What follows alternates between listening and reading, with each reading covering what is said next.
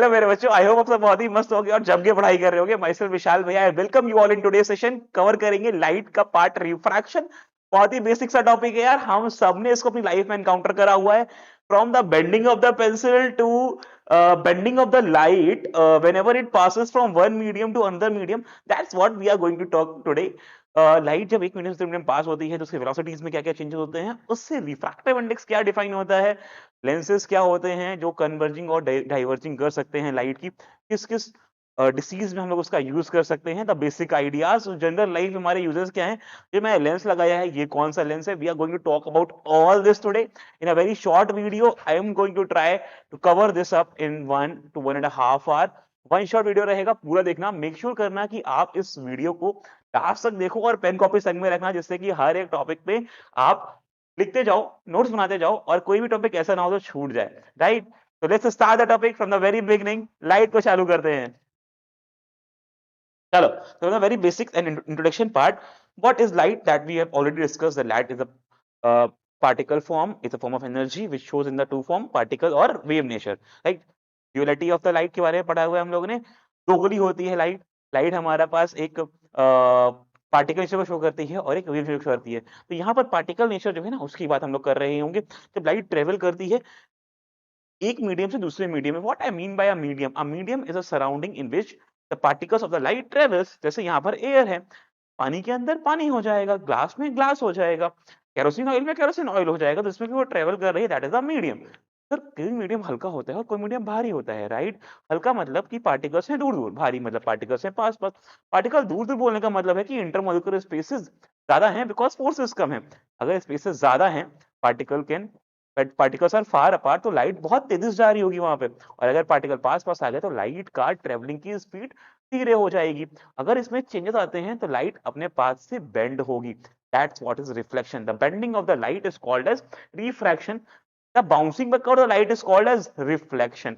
बहुत बेसिक से टॉपिक से स्टार्ट करते हैं हमारे लेक्चर लाइट को इंट्रोडक्शन पार्ट से, right. So when what we are saying, it appears that when the light travels obliquely from one medium to another medium, the direction of the propagation of the light in the second medium changes. Sir एक medium से दूसरे medium में light आ रही है और जैसे ही वो travel कर रही है उसका डायरेक्शन ऑफ प्रोपगेशन चेंज हो जा रहा है, that's what is called as the phenomena of the refraction. Sir कहाँ कहाँ पे होगा, जहां जहां भी मीडियम चेंज हो रहा होगा।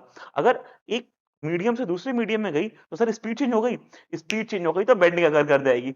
अब लाइट कहां से कहां जाएगी इसकी बात कर लेते हैं, लेकिन उसके पहले जो रियल एग्जांपल्स हैं वो तो देख लें, राइट। चलो, तो you all have observe this, right, the bending of the pencil when the pencil is placed inside the water. इसके पार्ट से इसके पार्ट में इंटरफेरेंस के बीच में लगता है ये टूटी हुई है, you can see the bending. This is not the टूटी हुई pencil but the perception of our eye, जिससे हमको दिखता है कि वो लाइट बेंड होके जा रही है। जैसे कॉइन जैसे यहाँ पर रखा हुआ है, लेकिन जब हम लोग उसको दूर से देखते हैं तो हमको दिखता है कि वो कॉइन थोड़ा सा ऊपर है, इसको बोलते हैं हम लोग shift in the position. That's the real life example of the refraction, that's why this topic is so interesting, so amazing and बहुत ही काम का टॉपिक है भाई, मार्क्स भी देके जाएगा और वजह से पढ़ भी लेंगे इसको हम लोग। चलो, next is laws of the refraction. जैसे लॉ ऑफ रिफ्लेक्शन थे वैसे लॉ ऑफ रिफ्रैक्शन है यार, लेकिन रिफ्लेक्शन को पढ़ के आना क्योंकि बहुत सिमिलर है ये टॉपिक, काफी चीजें सेम मिलेंगी आपको। जैसे वहां पे मिरर्स थे वैसे यहाँ पे लेंस होंगे, वहां पे जैसे केसेस थे वहां यहाँ पे वैसे केसेस होंगे। Virtual, erect, inverted, sine convention, सब कुछ आपको वैसा ही दिख रहा होगा। तो सिमिलैरिटीज हैं इसलिए रिफ्लेक्शन पढ़ के आएंगे तभी यहाँ पे घुसेंगे हम लोग, अदरवाइज निकल जाइए, पहले रिफ्लेक्शन पढ़िए दोबारा आइएगा यहाँ पे अगर आप इसको वन शॉट में निपटाना चाह रहे हैं तो। Okay, so what are the laws of reflection? The incident ray, the refracted ray and the normal are going to lie on the same plane in the same surfaces, as simple as we studied in the laws of reflection। बस second point हमारे काम का है। Second point basically says that ratio of the sine of angle of incidence. ये समझ में नहीं आएगा इतने प्यार से आपको, तो ये समझाना पड़ेगा। मान लो लाइट आ रही है एक सरफेस से, right, that is our incident ray. Sir ये सरफेस है, इसके ऊपर एक सरफेस है, इसके नीचे एक सरफेस है। सर एक सरफेस को हल्का ले लेते हैं, एक सरफेस को भारी ले लेते हैं। सरफेस के हल्के और भारी को रिप्रेजेंट करने के लिए एक टर्म होता है जिसको बोलते हैं रिफ्रैक्टिव इंडेक्स। क्या बोलते हैं? Refractive index. Sir refractive index एक टर्म है जो बताएगा कि कोई मीडियम कितना रेयर है या कितना डेंसर है, हल्का है या भारी है, रेयर है या डेंसर है। अब मानो रेयर मीडियम है, मान लिया N1, और डेंसर मीडियम है N2, मतलब N1 इज हल्का देन n2, मतलब n2 की वैल्यू ज्यादा है और लाइट आ रही है, तो होता क्या है सर, ये इंसिडेंट रे है और ये एंगल हो गया हमारा एंगल ऑफ इंसिडेंस। लेकिन यहाँ पे लाइट सीधी नहीं जाएगी, जाना चाहिए था सीधे इसको, लेकिन सीधे नहीं जाएगी क्योंकि होगी bending of the light. Sir bending of the light होगी तो लाइट कहाँ जाएगी? अब ये बात आपको याद रखनी है, आगे मैंने बोला भी है, दिखाऊंगा मैं कि अगर लाइट हल्के से भारी में जा रही है, मतलब रेयर से डेंसर में जा रही है, तो उसकी स्पीड कम हो रही है, और अगर स्पीड कम तो वो आएगी टुवर्ड्स द नॉर्मल, तो ये खिंच के चली आएगी टुवर्ड्स द नॉर्मल, और ये हो जाएगा हमारा angle of refraction, not reflection, I am calling it refraction, क्योंकि देखो ये हो गया बेंडिंग ऑफ लाइट। जिस लाइट को जाना चाहिए था सीधे, जिस लाइट को चले जाना चाहिए था ऐसे, वो अपने पास से देख रहे हो बच्चों बेंड हो गई है और थोड़ा पास आ गई है towards the normal, this is our normal, और वो टुवर्ड्स द नॉर्मल आ गई है। This is when the light comes from rare to denser, it bends towards the normal, और इसका अपोजिट कर देंगे, जब डेंसर टू रेयर होगा it will go away from the normal, क्योंकि स्पीड क्या हो रही होगी भाई साहब, तेज हो रही होगी, यहाँ हो रही है धीमे, तो धीमे है तो टुवर्ड्स द नॉर्मल, और तेज होगी तो अवे फ्रॉम द नॉर्मल, क्योंकि वहां तो झरने से निकल जाएगी भाई वो। बहुत ही सिंपल सा केस है यार। देखो अब आप तीन सिनेरियो मान लो, जैसे दो सिनेरियो मान लो आप, एक आपके पास वो रोड है जो बिल्कुल खाली रहती है आपके घर के पास, ठीक है, हाईवे वाली रोड आपके घर के पास वाली, राइट, और एक वो है जहाँ सब्जी मंडी लगती है या फिर बहुत क्राउडेड मार्केट होती है। अब आप वहां पे अगर जाओगे तो आपकी स्पीड क्या हो जाती है, कम हो जाती है, क्यों? क्योंकि पार्टिकुलर स्पेस बहुत कम है, आपस में सब घुसे हुए हैं यार, हमारे लिए स्पेस बहुत कम है, क्योंकि पार्टिकल जो हैं उनका जो फोर्स ऑफ अट्रैक्शन है बहुत ज्यादा है, वो आपस में, ठेला वाला वही है, साइकिल वाले भैया वही है, चड्डी पहन के बच्चा वहीं घूम रहा है, it's very hard for us to travel. और हाईवे क्या है, पूरा खाली है, निकल जाएंगे, तो वहां पे स्पीड ज्यादा होगी, यहाँ पे स्पीड कम होगी। सिमिलर वे, अगर पार्टिकल ज्यादा है किसी मीडियम के, पास पास है, जैसे वाटर पास पास है, in case in in in the respect of the air, air के दूर दूर है, तो एयर में स्पीड जाएगी बहुत तेज, लेकिन वाटर में जाएगी कम, राइट। और अगर कम से ज्यादा जाएगा तो स्पीड तेज हो जाएगी, तो भैया बहुत तेज निकल जाएगा। तो मान लो जैसे, जैसे ये हमारा एयर है, राइट है, और ये हमारा वाटर है, तो अगर लाइट एयर से वाटर में जा रही है तो स्पीड कम हो रही है, बोलो हाँ कि ना भाई, तो टूवर्ड्स द नॉर्मल हो जाएगा। तो इसका सेकंड लॉ, जो रिफ्रैक्शन का सेकंड लॉ है, वो बिल्ड करता है कि जो हमारा sine of angle of incidence होगा, that is sine of angle of incidence, that is sine i, in respect to the sine of angle of refraction, बच्चों रिफ्रैक्शन बोल रहा हूँ बार बार, सुन लो ध्यान से, इसका रेशियो रहेगा कांस्टेंट, और ये जो कांस्टेंट होगा ये भी एक टर्म के बराबर होगा, लेकिन मैं उसको आगे जिक्र करूंगा उसका, जब मैं अच्छे से समझा दूंगा उसको, तब तक के लिए बस सूखी सूखी बात ये याद रख लो, that the ratio of the sine of angle of incidence to the sine of angle of refraction is going to be constant, that is we study later कि भैया किसके बराबर होता है, क्या क्या टर्म्स होते हैं, वो हम लोग आगे देख लेंगे अभी। बहुत बढ़िया। Mathematically we can say sin i upon sin r is equals to constant. Sir, what is I and R? I is the angle of incidence, R is the angle of refraction. All the angles are measured from the normal, as simple as this. बहुत बढ़िया भाई साहब, जल्दी से चलते हैं आगे क्योंकि लेक्चर है शॉर्ट और निपटाना है झांझन इसको, ठीक है। चलो, okay, so the important points of the Snell's law that is stated that light bends towards the normal when passes from rare to denser। जैसे मानो दो केस ले लेते हैं हम लोग फटाक से, ठीक है, तो एक केस ले रहे हैं हम लोग, when the light is coming from like say air to water, ठीक है, तो भैया ये हल्का है और ये भारी है, मानो लाइट ये आ रही है, फिर गिरी, अब हल्के से भारी में आ रही तो टूवर्ड्स नॉर्मल बेंड हो जाएगी, फिर ये एंगल ऑफ इंसिडेंस हो गया, ये एंगल ऑफ रिफ्रैक्शन हो गया। अब मान लो कि लाइट अगर डेंसर से रेयर में आ रही है, मतलब वाटर से एयर में आ रही है, तो सर भारी से हल्के में आ रही है, मतलब सर यहाँ धीमे आ रही थी, बोलो हाँ कि ना, सर बेंड हो गई लाइट थोड़ी सी, है ना, यहाँ पे लाइट धीमे आ रही थी, सर होगा क्या, सर तेज जाएगी बिल्कुल झन्न से, so it will go away from the normal. So this is our angle of incidence and this will become angle of refraction. In this case you can say angle I is greater than angle R, but in this case you can say angle I is smaller than angle R, क्योंकि R देखो बड़ा हो गया because right धन्न से, मतलब तेजी से निकल गई in the sense। Okay, let's move forward. This is what we have said here। यहाँ पे आप देख सकते हो, देखो ये हमारी थी अगर लाइट बेंड ना होती तो, लेकिन ये देखो बेंड हो गई, ये थी अगर बेंड होती लेकिन दूर चली गई, देखो पास और दूर, पास और दूर, तो मतलब एंगल आई ज्यादा हो गया, एंगल आर कम हो गया, एंगल आर यहाँ पे ज्यादा हो गया, आई कम हो गया। That's what the case when light travels from one medium to another medium, depend करता है एयर से ग्लास हल्का भारी, वाटर से एयर भारी से हल्का, देख रहे हो, एयर से ग्लास हल्के से भारी, वाटर से एयर भारी से हल्का। अब ये समझते हो आप, सॉलिड लिक्विड गैस पढ़ा हुआ है हम लोगों ने, तो हमको आइडिया है बहुत अच्छे से, ठीक है। रिफ्रैक्टिव इंडेक्स, सर ये टर्म की बात आपने कर दी थी, लेकिन अच्छे से समझ लेते हैं रिफ्रैक्टिव इंडेक्स होता क्या है और किस लेक्चर की बात कर रहे होते हैं। जब लाइट एक मीडियम से दूसरे मीडियम में जाती है ना, तो सर कुछ खेल हो रहा होता है, सर स्पीड का खेल होता है, स्पीड का खेल होता है, स्पीड कम ज्यादा होती है। तो सर ये होता क्या है, तो it turns out that light propagates with different speeds in different medium. बहुत बढ़िया सर, अलग अलग मीडियम में अलग अलग स्पीड होने वाली है। Light travels fastest in vacuum, याद रखना सर, वैक्यूम में स्पीड होती है सबसे ज्यादा, और आप में से मैक्सिमम लोग वैक्यूम की स्पेलिंग गलत लिखते हैं। It's VACWM not VACCUM with speed of 3 to power 8 metre per second. Sir that's what we already know, ये तो पता है अपने को इतनी स्पीड होती है।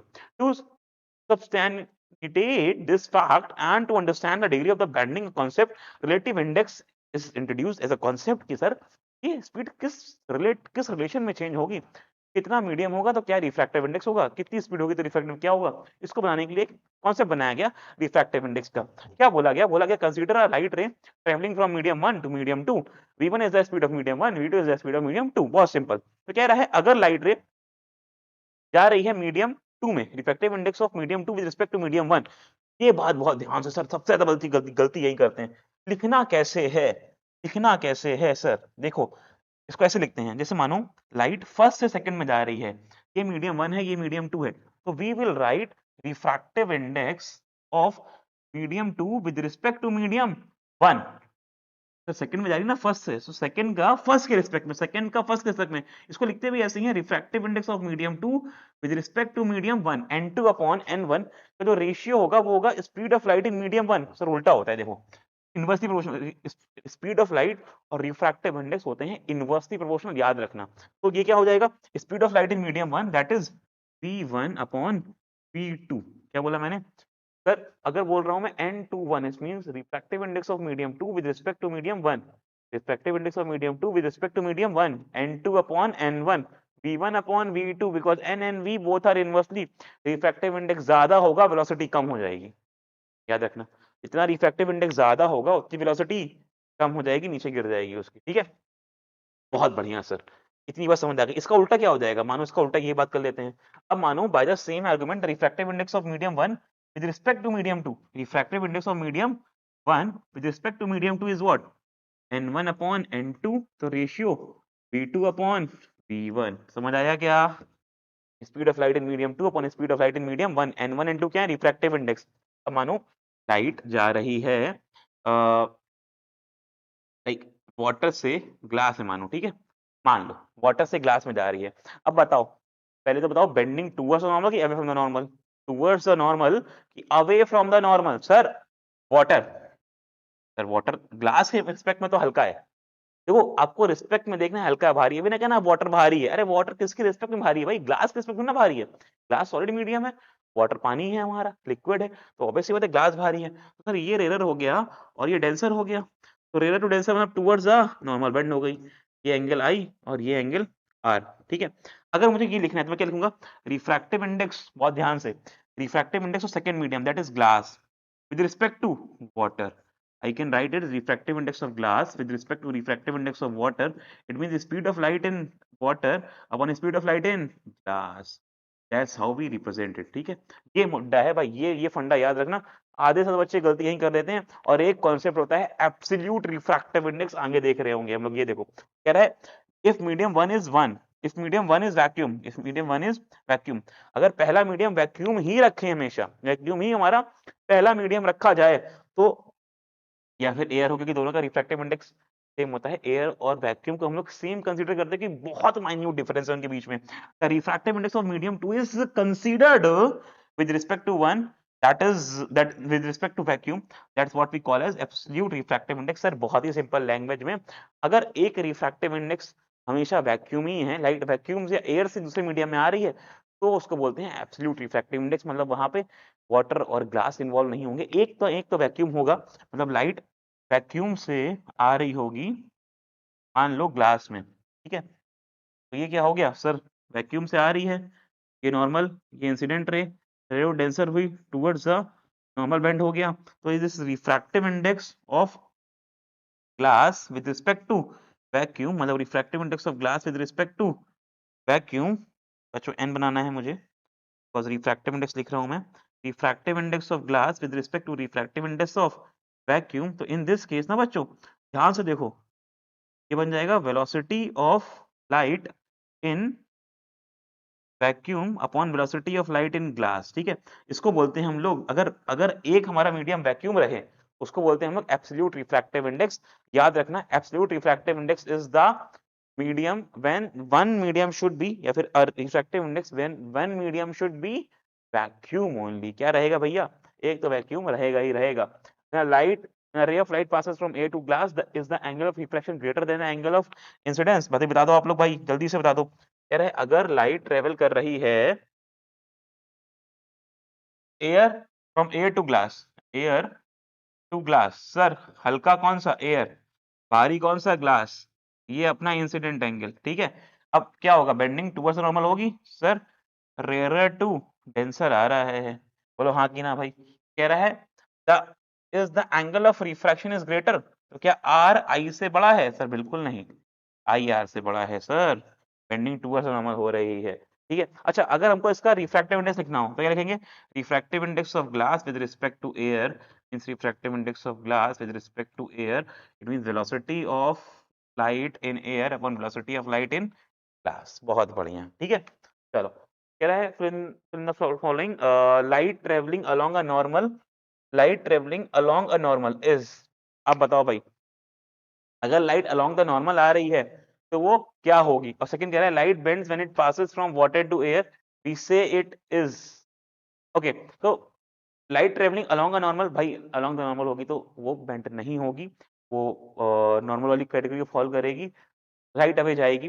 Light bends when it passes from water to air, sir water to air मतलब denser to rarer, denser to rarer sir away from the normal, light तेज हो जाएगी ना, तेज जाएगी अवे फ्रॉम द नॉर्मल, तो we say that it goes away from the normal, it goes away from the normal। पता है अपने को भाई ये सब, ठीक है, टाइम कम है, ये सब नहीं लिख रहा हो यार, ठीक है।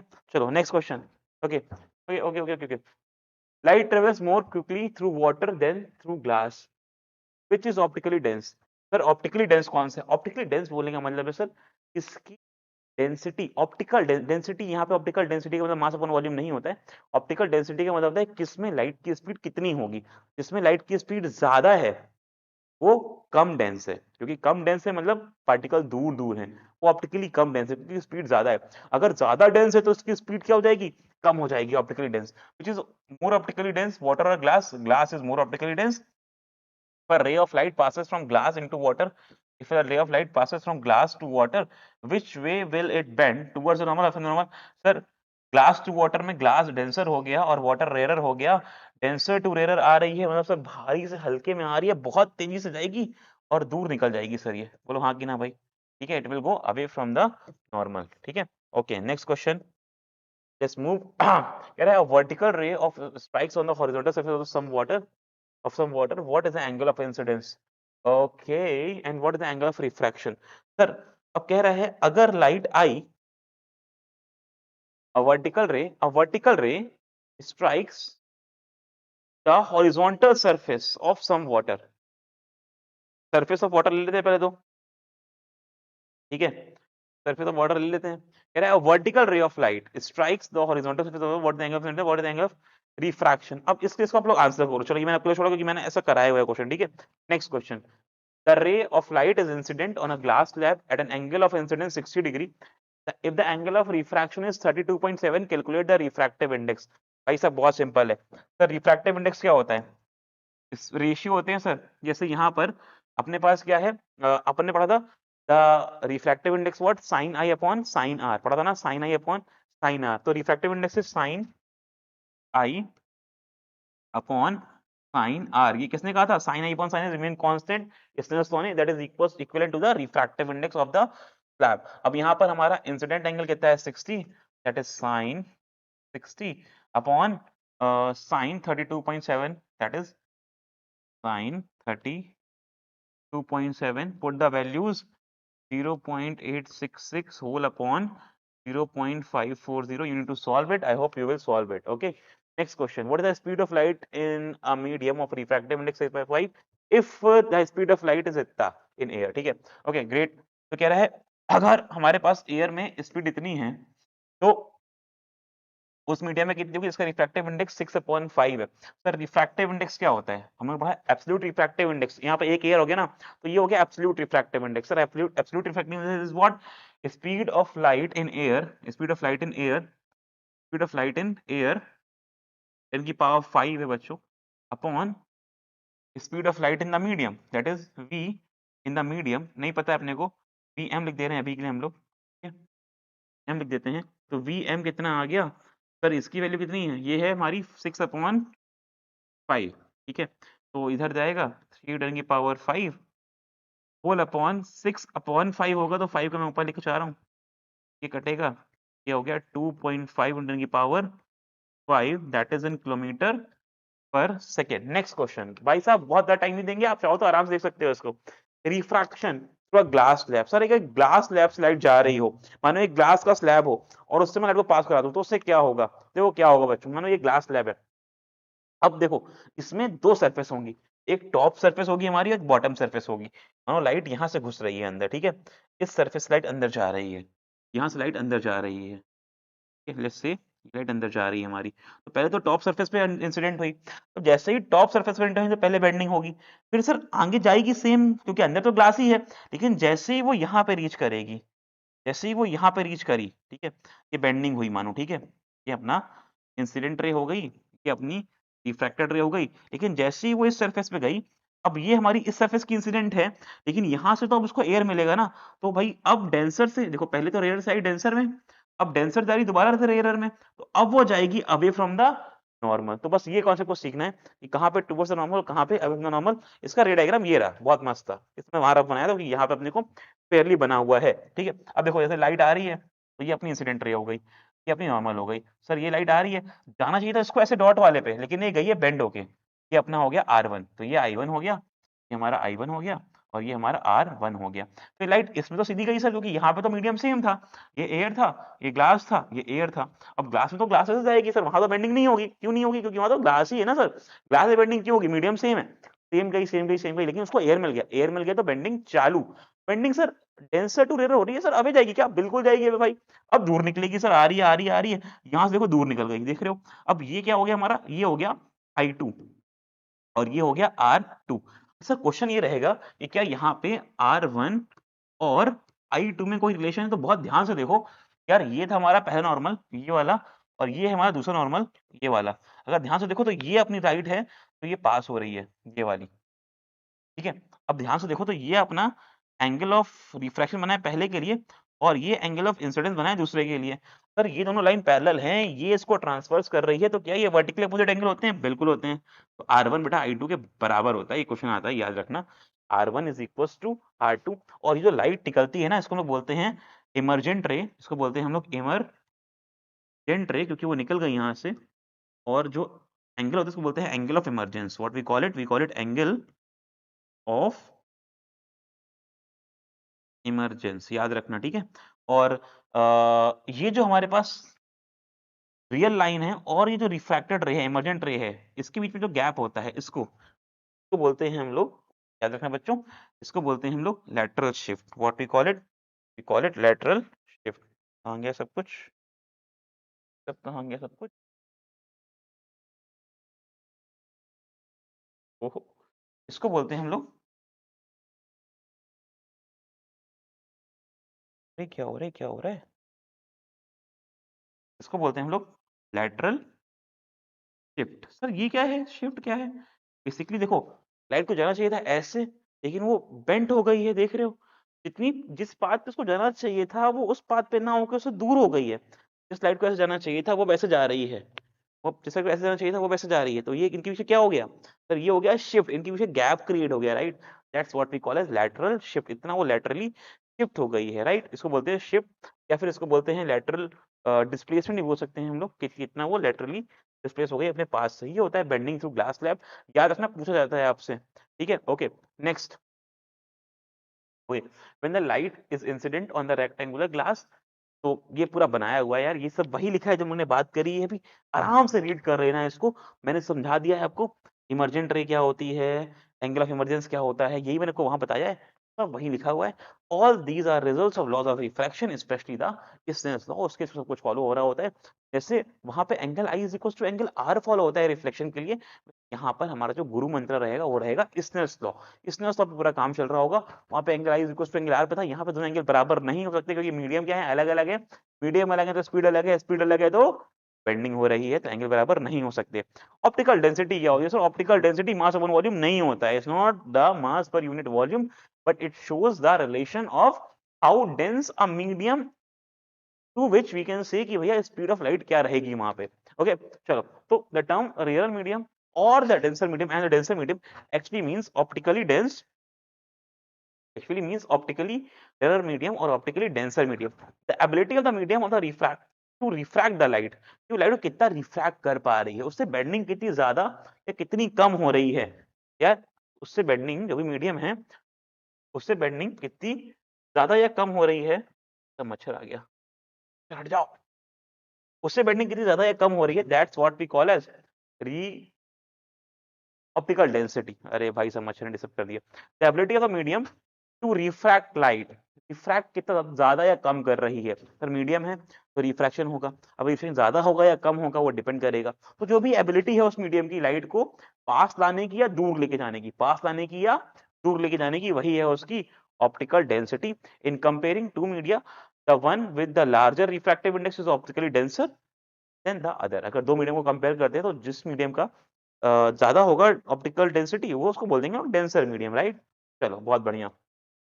The speed of light in higher in the rare medium, जो मीडियम हल्की होगी वहां पे भक्त निकलेगी लाइट बहुत तेजी से, और जो भारी होगी वहां पे धीरे धीरे निकल रही होगी।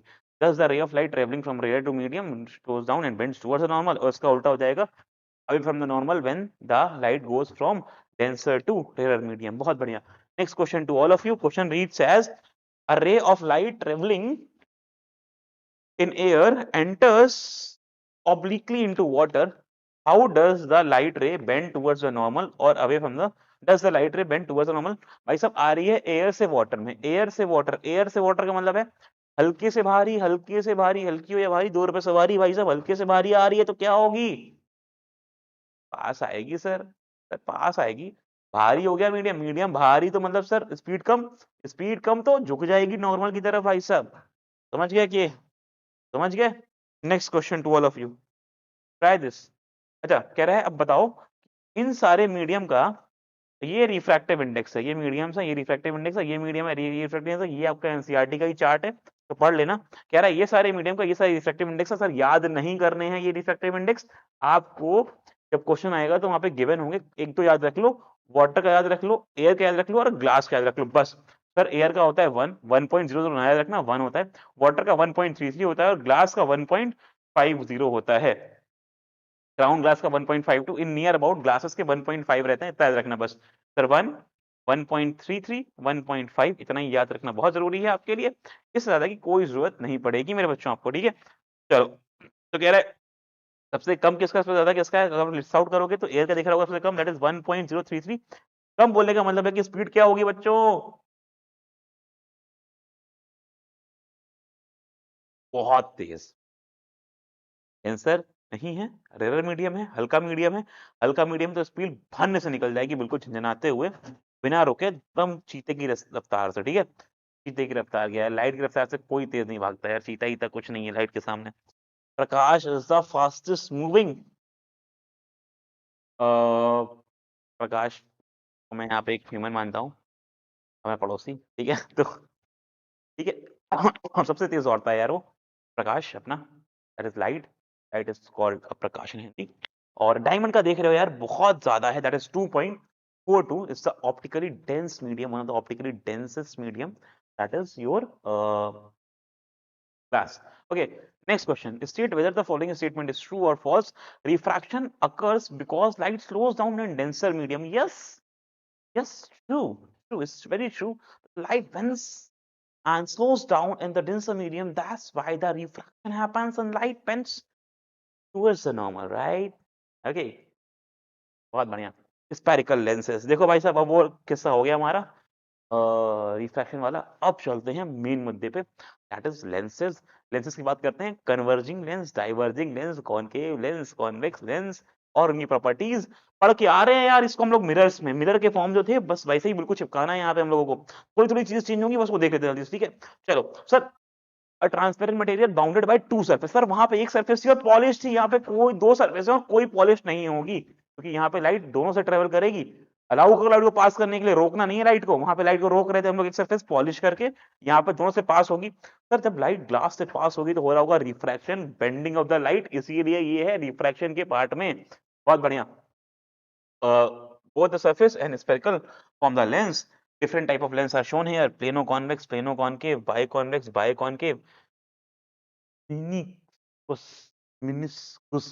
Important कौन सा है? सर important is अपने पास biconvex और biconcave। अभी हमारे लिए ये दो बहुत इंपॉर्टेंट है, that is biconvex, और इसी को बोलते हैं हम लोग convex भी। हमारा प्यारा convex, हमारा प्यारा concave। बहुत ही प्यारे प्यारे लेंस, बहुत ही काम के लेंस, कॉनकेव और कॉन्वेक्स काम आएंगे। बहुत बढ़िया। चलो, तो क्या है सर, एक ट्रांसपेरेंट मीडियम है जो कि दो सरफेस से बाउंडेड है, विच वन और टू सरफेस आर स्पेरिकल। या तो दोनों ही स्पेरिकल है तो एक स्पेरिकल है। जैसे यहाँ पे देखो, एक स्पेरिकल एक फ्लैट है तो प्लेनो कॉन्वेक्स हो गया। सर एक स्पेरिकल है एक फ्लैट है तो प्लेनो कॉनकेव हो गया। सर बाहर से आई हुई है तो कॉन्वेक्स, सर अंदर से घूम रही है, बल्जिंग इनसाइड है तो कॉनकेव। बात करते हैं आगे, समझ आ जाएगा आपको। कह रहा है lens which has two spherical surfaces bulging outward, bulging outward, बाहर से ऐसे आ रही हैं, बाहर से ऐसे आ रही हैं वो, right. Bulging outward, that's what we call as convex. Such lens is called as double convex or simply convex lens. It is thicker at the middle. Sir middle में थिक हैं और एंड्स में थिन हैं। As compared to the edges, convex lenses are converging lenses. कौन याद रखना, converging. Convex are converging. Convex are converging. Convex are converging lens. Hence, convex lens are also called as converging lens. So, converging का मतलब है light को क्या करेंगे, पास लाएंगे। देखो ध्यान से, लाइट क्या हो रही है, पास आ रही है और एक पॉइंट मिल रही है। Sir light ray that comes parallel to principal axis after refraction, wherever they meet at the principal axis, that point is called as, पढ़ के आ रहे हैं सर, सर भूलेंगे नहीं, that point is called as focus, right. That's point is called as focus, ठीक है। अच्छा, अगर फोकस से जाएगी तो क्या होगा बच्चों, देखो फोकस जा रही है तो पैरेलल टू प्रिंसिपल एक्सिस, देख पा रहे हो, बहुत बढ़िया। Next is are concave. Concave just उसके अपोजिट होते हैं। सिमिलरली यार वही दो हमारे सरफेस होंगे, लेकिन ये होंगे bulging inside, right, thick at the edges and at the middle. Such lenses diverges the light, ये लाइट को डाइवर्ज करेंगे। कर्व इनवर्ट होंगे, कर्व्ड इनवर्ट होंगे, कर्व्ड इनवर्ट, कर्व्ड इनवर्ट, अंदर की तरफ कर्व्ड है। देखो वो बाहर की तरफ थे, वो क्या थे, ये बाहर की तरफ कर्व्ड थे, ये अंदर की तरफ कर्व्ड है। इसी की प्रॉपर्टी की वजह से ये लाइट को डाइवर्ज कर रहे होंगे। यार ये हमने बनाए हैं, ये मिले नहीं थे हमको। This is something very special, ये हम लोगों ने क्रिएट करा है हमारी इनोवेशन से, हमारी क्राफ्ट से, और हम लोग उसको यूज करते हैं। Like the lens I am wearing is also a part of the lens. अब कौन सा है, कैसे मैंने अपनी आई में कौन सा लगाया हुआ है, इसको हम नेक्स्ट चैप्टर में पढ़ेंगे, that is humans eye and the colourful world. तब तक कहते हैं such lenses are called diverging lens, क्योंकि लाइट को डाइवर्ज करते हैं, दूर लेके जाते हैं। देखो ये लाइटें जा रही हैं जा रही हैं जा रही हैं और देखो दूर हो गई, दे आर गोइंग दूर दूर, दे आर गोइंग दूर दूर, दूर दूर मतलब डाइवर्जिंग, पास मतलब कन्वर्जिंग। बहुत ही सिंपल सा, दूर देके जा रहा है ये तो।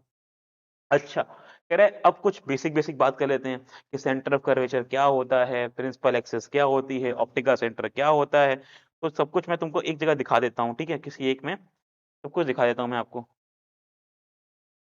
जैसे देखो, अब मानो ये अपना लेंस है, ठीक है, ये अपना लेंस है, तो इसका जो मिडिल पॉइंट हो गया ये वाला, ठीक है, तो बोल देंगे ऑप्टिकल सेंटर। अब देखो वहां पे होता था पोल, वहां पे था पोल, ठीक है, यहाँ पे उसको बोलेंगे ऑप्टिकल सेंटर। फिर ऑप्टिकल सेंटर जहां से लाइन पास होगी उसको बोल देंगे प्रिंसिपल एक्सिस, ठीक है। अब देखो यहाँ पे चीजें होंगी दो दो, ठीक है। सेंटर ऑफ कर्वेचर क्या होगा सर, यहाँ पे सेंटर ऑफ कर्वेचर भी दोगे दो।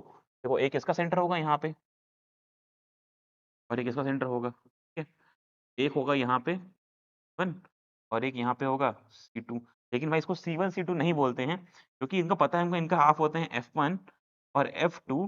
तो F1 का दुगना ही क्या होता है C1 और F2 का ही दुगना क्या होता है C2, तो बोलते हैं 2F1,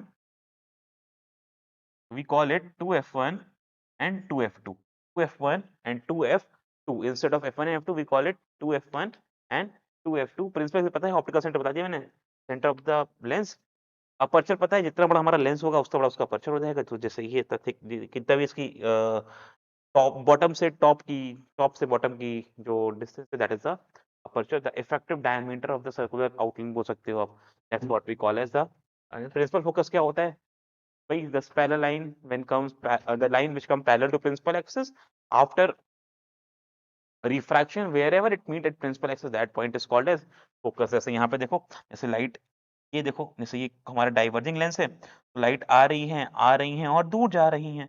तो दूर जा रही हैं तो कहीं ना कहीं पीछे मिलेंगी, कि भाई आगे तो नहीं मिलेंगी, जिस पॉइंट पे पीछे मिलेंगी ये, that point is called as principal focus. अब इसके लिए प्रिंसिपल फोकस इधर बनेगा, देख लो लाइट जा रही है, कन्वर्ज हुई, फोकस इधर फॉर्म हो रहा है, राइट। तो that's what is focus to us, तो बोलते हैं ना principal focus. So light which come parallel to principal axis after refraction, the point where it meet at principal axis, that point is called as focus, principal focus. अब यार क्योंकि lens है ना, तो लेंस के दो सरफेस है, दो सरफेस है। जैसे ये देखो अपना कॉन्वेक्स है, तो कॉन्वेक्स बना सर एक ये सरफेस से और एक ये सरफेस से, तो ये तो बना हमारा कॉन्वेक्स, देखो हाँ की ना, ठीक है। अब ये तो फेल ही नहीं बना, लेकिन समझ जाओ। तो सर एक सेंटर इधर बनेगा इसका, एक सेंटर इसका इधर बनेगा और एक सेंटर इसका इधर बनेगा, तो दो सेंटर होंगे, तो दो फोकस होंगे, F1 और F2, ठीक है।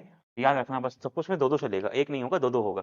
चलो जैसे कॉन्वेक्स लेंस है, तो जैसे देखो, जैसे यहाँ पे देख रहे हो, ये आपका ऑप्टिकल सेंटर हो गया, ये आपका ऑप्टिकल सेंटर हो गया, ये प्रिंसिपल फोकस है, जो लाइट पैरेलल आ रही है प्रिंसिपल एक्सिस की और मिल रही है फोकस पे, तो ये हमारा फोकस हो गया। अब जो प्रिंसिपल फोकस है, इसको उसका नाम F2 पड़ गया यहाँ पे, क्योंकि ये तो F1 था, तो ये F2 ही हमारा प्रिंसिपल फोकस हो गया। तो कॉन्वेक्स के लिए F2 is the principal focus, याद रखेंगे। ये F1 हो गया, ये सर C1 है हमारा, C1 क्या बोलेंगे सर, 2F1 बोल देंगे, क्योंकि हमारा जो सेंटर होता है वो फोकस से डबल डिस्टेंस पे होता है।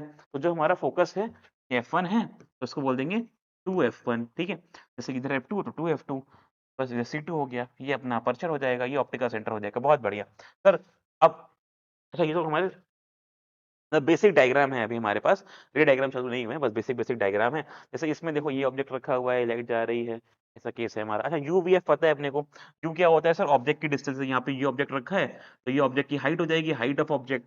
तो ये अपनी डिस्टेंस, अब सारी डिस्टेंस ऑप्टिकल सेंटर से मेजर करेंगे, ठीक है। तो ये डिस्टेंस यहाँ से, अब ये हो गई यू, यहाँ इमेज बन रही है, देखो ये हमारी इमेज बन रही है, तो ये हो गया कोई हाइट ऑफ इमेज, ठीक है। नीचे की तरफ है, अब सर वही साइन कन्वेंशन पूरे वही लगेंगे, ऊपर नीचे वाले सारे साइन कन्वेंशन वैसे लगेंगे जैसे हम लोगों ने मिरर में पढ़े थे। बस तो मिरर के पढ़ते हुए आना इंपॉर्टेंट, यही कि भैया मिरर के कुछ पढ़ते हुए आएंगे, कुछ छोड़ेंगे नहीं वहां से, ठीक है। तो सर ये वी हो गया हमारा, ये फोकस हो गया हमारा, तो सब कुछ वही चलेगा, उसी फॉर्मेट में चलेगा, कुछ अलग नहीं है। फोकल लेंथ क्या, distance of focus from principal optical centre, ठीक है। और रेडियस ऑफ कर्वेचर पता है अपने को, ठीक है। रे डायग्राम पे चलते हैं जल्दी से, पहले देखते हैं कॉमन रे डायग्राम। रे के जो हमारे बेसिक्स डायग्राम है उसके, देखो एक लाइन अगर पैरेलल आएगी तो फोकस से पास होगी, दैट वी नो।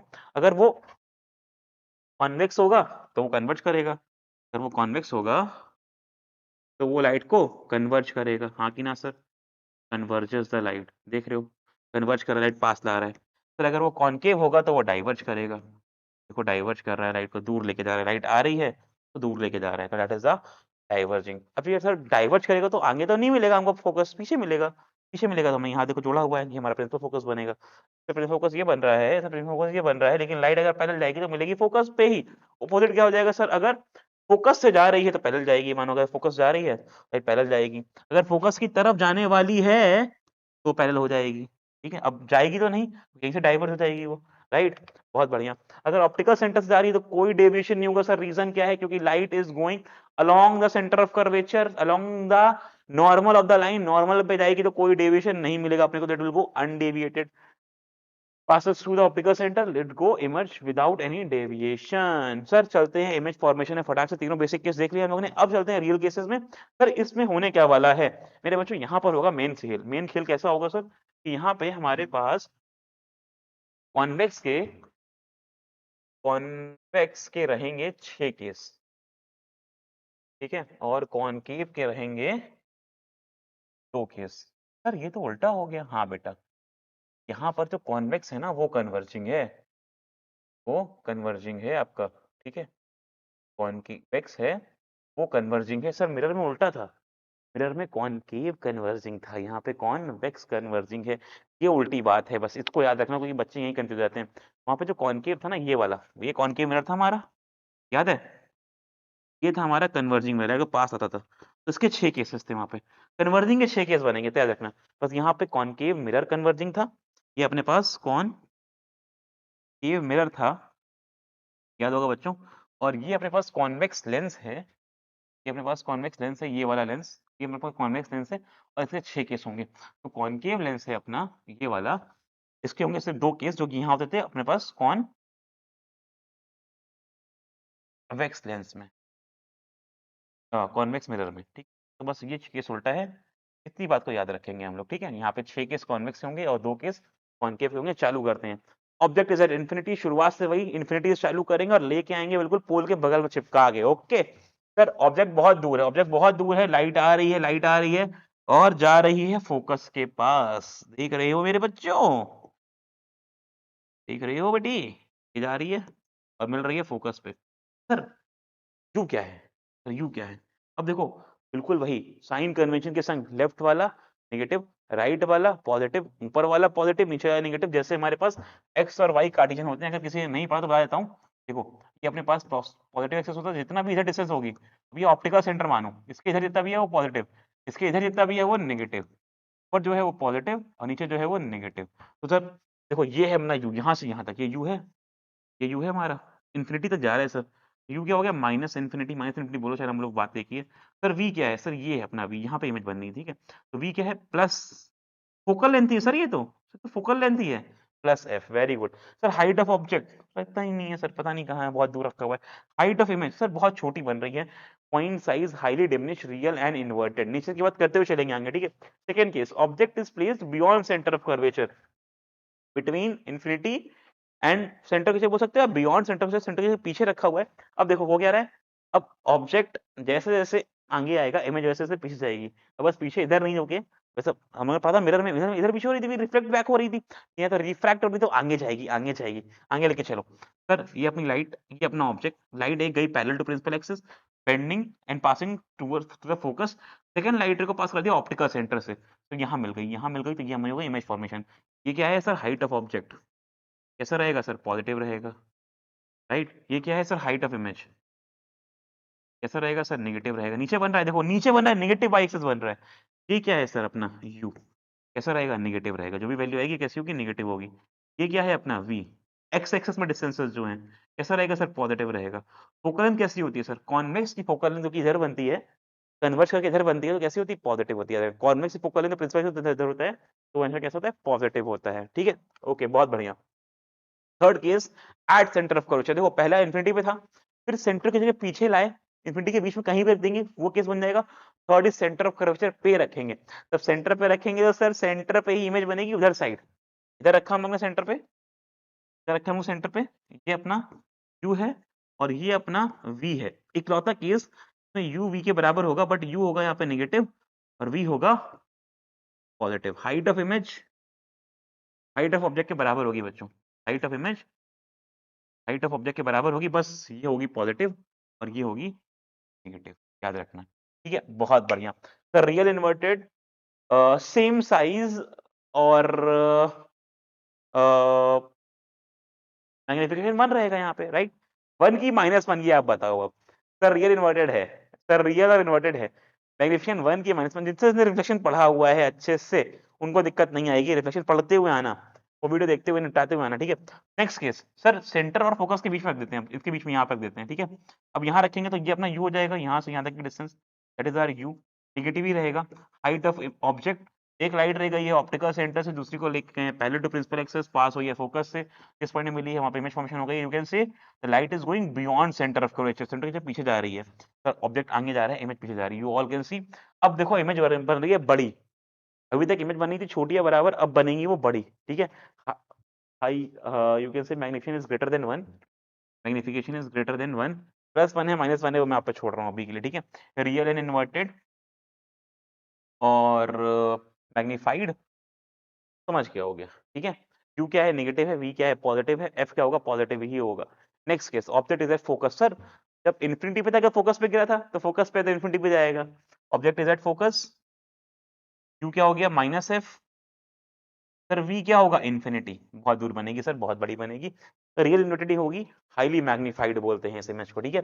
अगर सर लास्ट केस, भाई लास्ट केस हमारा आखिरी जो हमेशा खतरनाक होता है हमेशा के लिए, the object is placed between optical centre and focus, तो सेम सर एक लाइट को पहले लेके जाएंगे, पास होगी फोकस को, दूसरी को ऑप्टिकल सेंटर पास कराएंगे, लेकिन दुको आगे दूर जा रही है तो पीछे एक्सटेंड करेंगे और इसको पीछे मिलाएंगे, तो भैया वर्चुअल इमेज बनेगी, virtual and erect, virtual and erect image मिलेगी।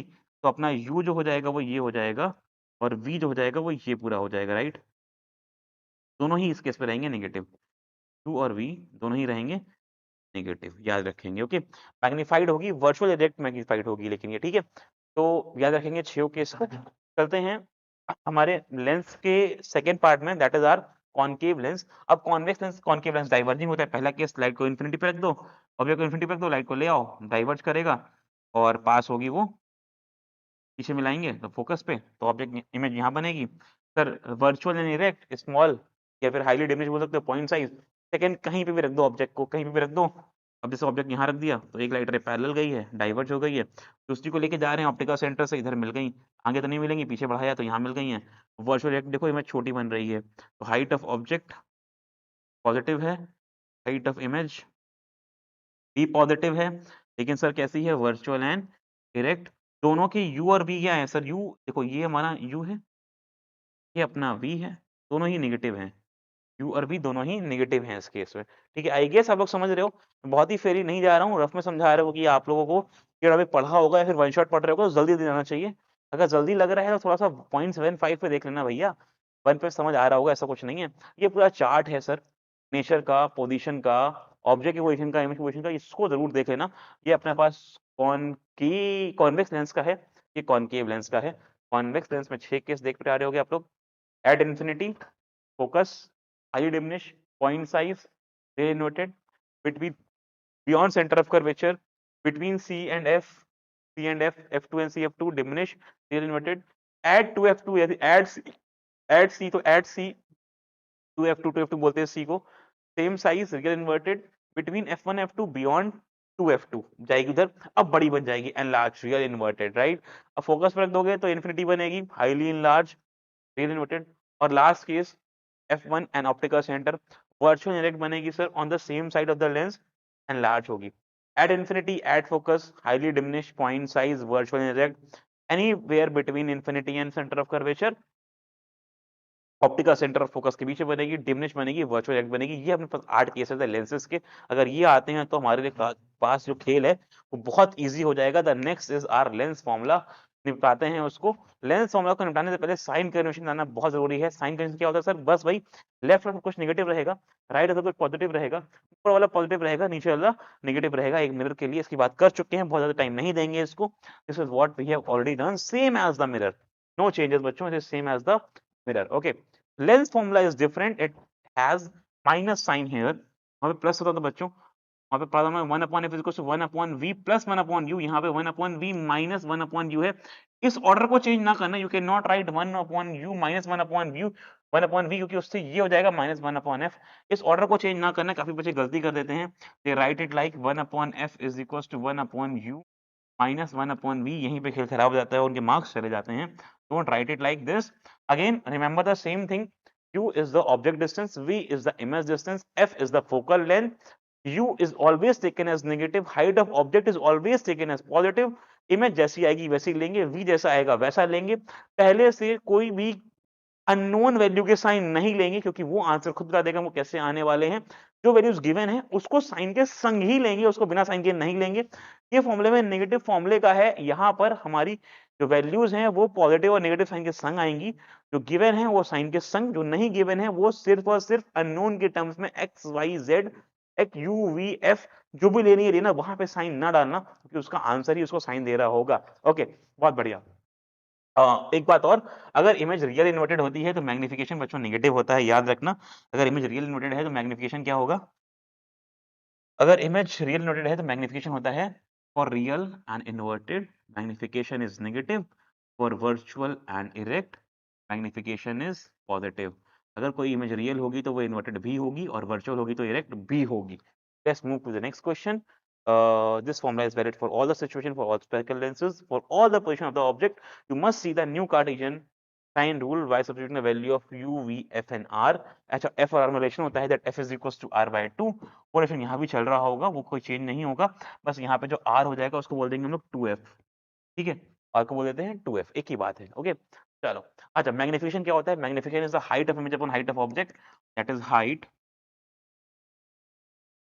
of image over height of object.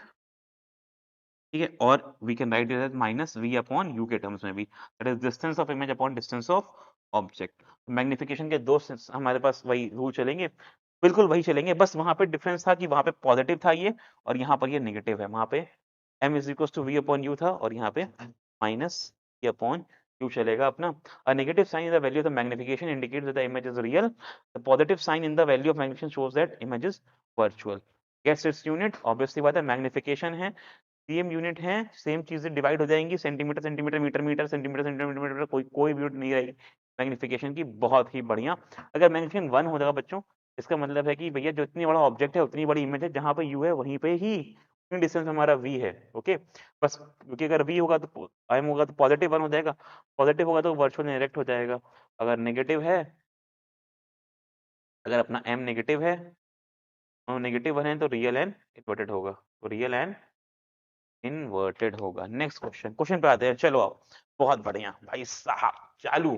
Concave lens, concave lens देखो मैं कैसे करता हूँ, पहले बताता हूँ ट्रिक आपको, हमेशा की तरह बिना ट्रिक के नहीं करेंगे और ट्रिक गलत नहीं करेंगे. ठीक है, कह रहा है एक लेंस से पहले सारी की सारी गिवन वैल्यूज को लिखना और रे डायग्राम को ड्रॉ करना.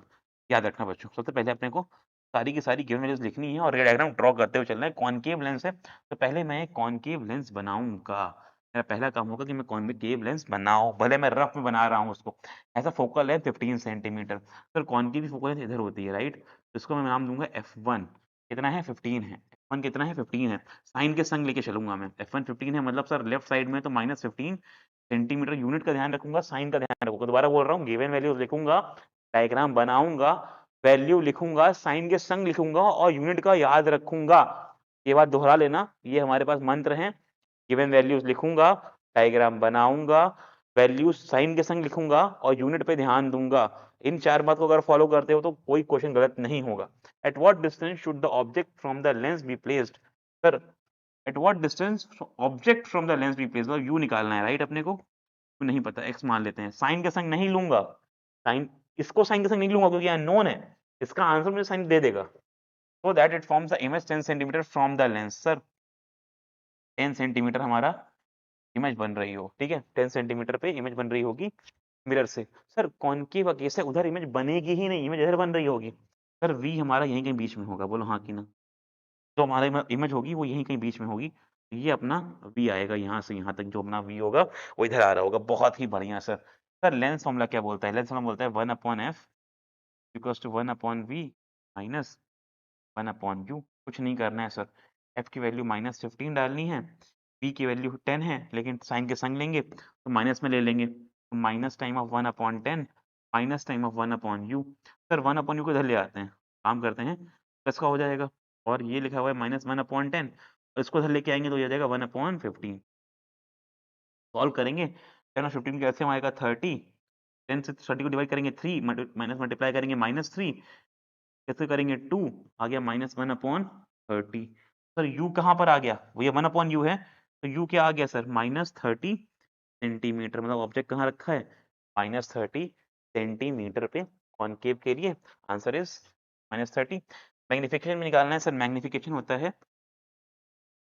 -v/u, minus time of sine लेंगे -10 अपॉन u का साइन है -30, कट जाएगा, दैट इज -1/3. ठीक है, that is -1/3. Okay, got it. यार यहाँ पे ना माइनस नहीं होता है, एक गलती हो रही है अपने से, याद रखना. शायद ये कॉपी सेम आ गई है. हाँ, यहाँ पे माइनस नहीं होता है बच्चों. हाँ, यहाँ माइनस नहीं होता है, वहाँ पे माइनस होता है, यहाँ माइनस नहीं होता. यहाँ m is equal to v upon u होता है. ठीक है, यहाँ पे m is equal to v upon u होता है, यहाँ पे m is equal to v upon u होता है, तो v अपॉन u होगा तो v अपॉन u रखेंगे बस, ठीक है, ये नहीं करेंगे। देखो यहाँ पे 1/3 आया, 1/3 यूनिट नहीं होगी, 1/3 का मतलब है कि पॉजिटिव में आ रहा है और तो हो जाएगा वर्चुअल एंड डायरेक्ट, ठीक है, वर्चुअल डायरेक्ट लिमिट बनेगी एज ऑलवेज। ये यहाँ पर मैंने आई गेस सेम साइड ले ली है जो लेंस में थी, जो मिरर में थी, तो यहाँ पे वो आ गया है। ओके, चलो कोई बात नहीं, छोटा सा चेंज होता है मैग्निफिकेशन में, याद रखेंगे। Next question, m is equal to v upon u, यहाँ पे होता है, वहाँ पे माइनस वी अपॉन, मिरर में होता है माइनस वी अपॉन यू और लेंसेज का होता है वी अपॉन यू, याद रखेंगे। सर दोबारा से देख लेते हैं, वहाँ पे जो हमारा मिरर फॉर्मूला था वो था 1/f is equal to 1/v plus 1/u, यहाँ पे होता है 1/f is equal to 1/v minus 1/u, magnification था माइनस वी अपॉन यू, यहाँ पे मैग्निफिकेशन है v upon u. Height of image upon height of object, उसमें कोई चेंज नहीं होगा, वो वहाँ पे height of image upon height of object था, यहाँ पे भी height of image upon height of object ही रहेगा, ठीक है, as it is. Next question कह रहा है a 2 centimetre tall object is placed perpendicular to the principal axis of a convex lens. पहले डायग्राम बना लेते हैं बच्चों। एक कॉन्वेक्स लेंस है, एक अपने पास 2 सेंटीमीटर टॉल ऑब्जेक्ट रखा है, मतलब हाइट ऑफ ऑब्जेक्ट गिवन है। गिवन में क्या करता जाऊंगा भाई, मैं हाइट ऑफ ऑब्जेक्ट लिखूंगा। सबसे पहले मैं हाइट ऑफ ऑब्जेक्ट पॉजिटिव लेते हैं, तो प्लस का 2 सेंटीमीटर अपने पास गिवन है। प्रिंसिपल एक्सिस से रखा हुआ है, फोकल लेंथ है 10 सेंटीमीटर। सर कॉन्वेक्स की फोकल लेंथ इधर बनती है, that is f2 f1 f2, that is f2, that is f2 f2, ये है अपना कितना है सर, ये ऑप्टिकल सेंटर से में 10 सेंटीमीटर पॉजिटिव रहेगा हमारा, पॉजिटिव 10 सेंटीमीटर पे रहेगा बच्चों ये। The distance of the object from the lens is 15 centimetre. Distance of the object from the lens मतलब यू गिवन है सर अपने को, तो -15 होगा, यू अपना कितना होगा -15 centimetre. Find the nature position and the image. बहुत बढ़िया, कुछ नहीं करना है सर अपने को, बहुत ही क्वेश्चन है। अपने को यूज करना है फिर से lens formula 1/f equals to 1/v minus 1/u। f पता है अपने को 1/10 है, u पता है -1/15 है, u पता है ना, v नहीं पता, तो v की जगह x डालते हैं, v की जगह x डालते हैं भैया, u पता है भैया 1/v, माइनस माइनस प्लस हो जाएगा 1/15, ये समझ गए ना, ये -15 होगा, माइनस माइनस प्लस हो जाएगा 15, इसको उधर लेके चले आते हैं 1/10 minus 1/15 plus two 1/v।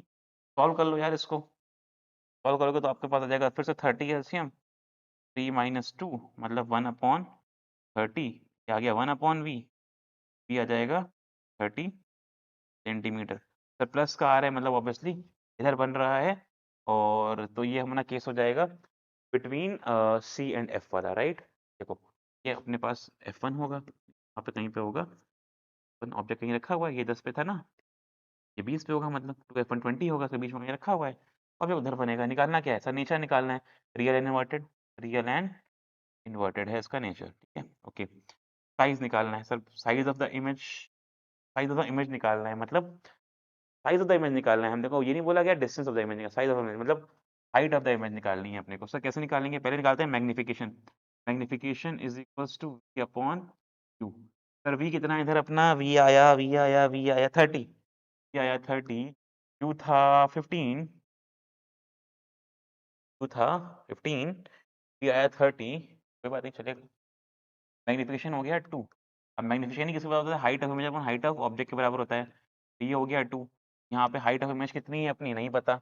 Object कितनी है, ऑब्जेक्ट पता है अपने को बच्चों, ऑब्जेक्ट पता है 2 है, तो 2 का इधर मल्टीप्लाई कर देंगे ले जाके, 2 4 बन जाएगी, 4 आ गई हमारी 4 centimetre height of the image, ठीक है, ये आ गया मैग्निफिकेशन आ गया, हाइट ऑफ इमेज आ गई, बहुत बढ़िया, सब कुछ सॉल्व कर लिया हम लोगों ने। यूनिट के संग करा है, यूनिट के संग लिखेंगे, जहां जहां आंसर आएगा वहां बॉक्स से बंद करेंगे उसको, ठीक है, ओके, बहुत बढ़िया। नेक्स्ट क्वेश्चन, पावर, पावर क्या होती है sir, power of the lens define कि हम जो भी ऑब्जेक्ट देख रहे हैं वो कितना ज्यादा मैग्नीफाइड है, कितना ज्यादा छोटा हो रहा है, ये पावर से डिफाइन करते हैं। पावर फोकल लेंथ पे डिपेंड करती है बच्चों, p is equals to 1/n, the power of the lens is defined as the reciprocal of its focal length is represented by the letter p। Unit होती है dioptre, unit होती है dioptre, याद रखना, unit is dioptre, DIOPTRE। Power of the lens is given as p is equals to 1/f, dioptre हो गई, e से represent करते हैं इसको। Power of convex lens is positive, याद रखना बच्चों, देखो कॉन्वेक्स है, कॉन्वेक्स है, कॉन्वेक्स का फोकस इधर होगा, इस पर फोकस जो होगा वो F2 होगा, ये पॉजिटिव होता है, तो फोकस पॉजिटिव है तो पावर ही पॉजिटिव है, तो पॉजिटिव रहेगा उसका कॉन्वेक्स का। और कॉनकेव का क्या होगा? अब कॉनकेव क्या होता है सर? कॉनकेव तो इधर बनता है, कॉनकेव अपना ये होता है, तो इसका तो फोकस इधर बनेगा, बोलो हाँ कि ना? फोकस इधर बना है F1 हमारा, तो ये नेगेटिव है, तो पावर भी क्या होगी? नेगेटिव होगी, तो ये P is equal to 1 upon F। अगर F पॉजिटिव तो P पॉजिटिव, F नेगेटिव तो P नेगेटिव। तो कॉन्वेक्स का F पॉजिटिव होता है, कॉन्वेक्स का F पॉजिटिव है तो उसका P भी पॉजिटिव होगा, ठीक है। कॉन्वेक्स का F नेगेटिव है तो उसका P भी नेगेटिव होगा, बस ये बात याद रखनी है। नेक्स्ट क्वेश्चन कर लेते हैं, कह रहा है find the power of the concave lens of focal length. Sir concave lens है P is equal to 1 upon F, निकालना क्या? पावर निकालनी है, तो 1 अपॉन 2। सर कॉनकेव है तो फोकस क्या होगा? नेगेटिव होगा, तो आगे -5.5 डायोप्टर, ठीक है, बहुत बढ़िया। या फिर 1 अपॉन 2 लिख सकते हो डायोप्टर आप लोग, कोई दिक्कत नहीं है। Find the respective power of the lens in the previous two long question. शायद गलत हो गया है, वो हमने हटा दिया था एक।